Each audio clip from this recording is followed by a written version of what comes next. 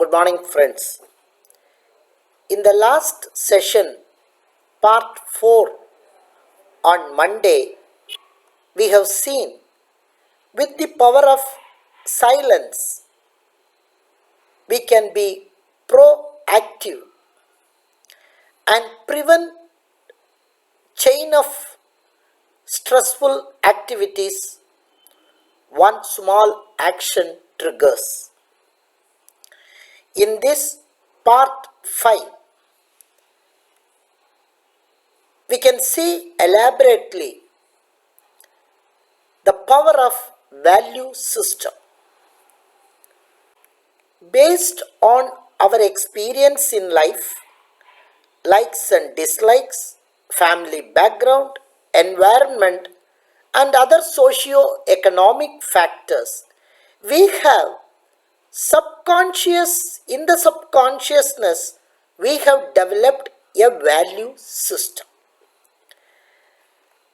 This value system sometimes can be used in a positive manner to prevent the chain of reactions. What is a value system, or what is the meaning of a value? The simple meaning is what we consider as most valuable in life.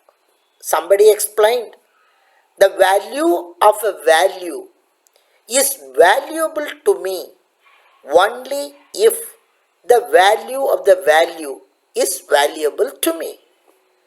More confusing, isn't it? But the simple meaning is what I consider as most valuable in life. It is often said the principles we live in decides the world we live. If we change the principle, we can change the world. The question, who am I? To explain the power of this question, who am I? Let me share with you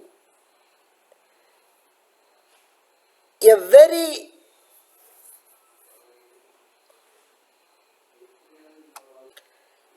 painful incident which took place some 50 years ago in a mountainous region, which was captured by the neighboring country. They, when took control of that mountainous region, they banned all religious practices. In that mountainous region, there was one particular practice which was there for ages. When an elderly person comes opposite, they stand up, keep both the arms on the chest, bow their heads, and say, Tasi Dilai. This means, I respect the greatness in you. That particular practice was also banned. They said, no more Tasi Dilai, because we have banned all religious practices.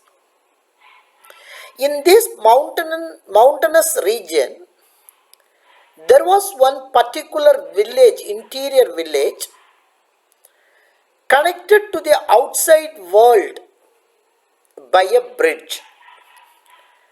A deep river was flowing, and that particular village was connected to the outside world only by a bridge. One day, the young leader of the village, who is around 35 years, he was walking in a lonely path. When he was walking on the lonely path, the elderly person of that village came opposite. He forgot everything, and in the spurt of the moment, he kept both the arms on his chest, bowed his head, and said, Tasi Dilai. This was heard by the army officer who was patrolling that area. Immediately, this village leader was arrested. The charge was that you disobeyed the majesty of our country. The majesty has ordered that all religious practices are banned. Being a village leader, you have to be an example. Now, when you have breached and insulted our majesty, you have to face the punishment.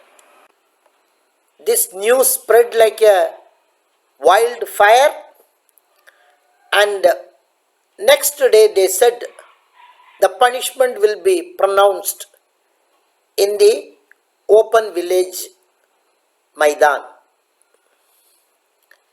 When he was brought to that particular meeting place in that village, he saw a huge crowd and saw all his relatives were standing in one particular place.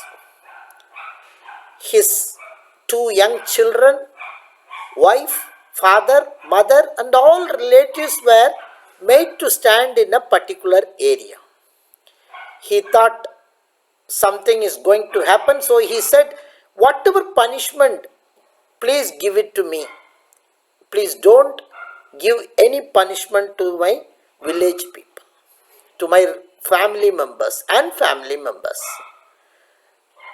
Those authorities, they said, they will be punished because they have elected you as a leader, and you also will be punished. With this, from the 33 close relatives, 10 people were children less than 10 years old. The remaining 23 people were asked to dig a big pit within 3-4 hours. So within 3-4 hours, all of them dug a big pit. Now, all the 33 people, including the young children, were asked to stand in the middle of the pit. Lot of clothes were put inside. Petrol was put inside all of them, and they were lighted alive. A heartbreaking event.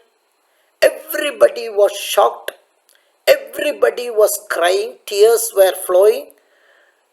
And they witnessed one of the most gruesome incident. Now these people, the authorities, so-called authorities, took this person, the person who was weeping uncontrolled, without any control. They took him to the only bridge which was connected outside, and knowing fully well this is the only connection and these people will not enter into deep water, they blew the bridge and said, this is the punishment for electing you as a leader by these people. And they said, we are leaving, but if you want to construct a bridge, we will not object because they knew these people will not go into deep water. Everybody shocked and with tears running, they were looking at this person. For a moment, he looked each one of them. He went and took the biggest boulder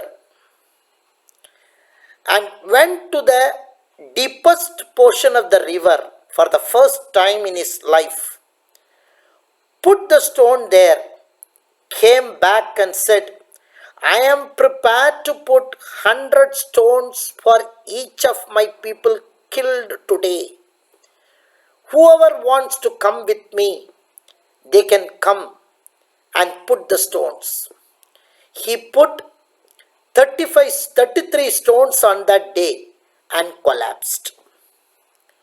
Few years after that, this particular author who wrote the book Emotional Intelligence, he was visiting and the old village person, an elderly person who accompanied him as a guide, was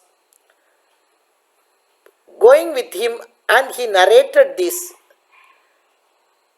The author asked him, how can I believe this story as a true story? He said, I was that village leader. Then the author asked him, what made you to do like that? He said, when that calamity struck me, two things came to my mind. The first question is, who am I? I am the village leader. Irrespective of whatever happened to me, I have to lead my people. I have to give confidence to my people. That made me to go to the deepest portion on that day. And the second thing is the responsibility I have. So many times when an event creates tremendous stress, before negative thoughts come into your mind, please remember, who am I? You are the head of the family. You are the head of the organization at whatever be the level. Whatever steps you take, it should protect you, your family, your institution. Thank you. We will see tomorrow about in the next session, we will see about the beliefs system. The second part of the value system is our belief system. More about belief system we will see on coming Monday. Thank you very much. Have a good day.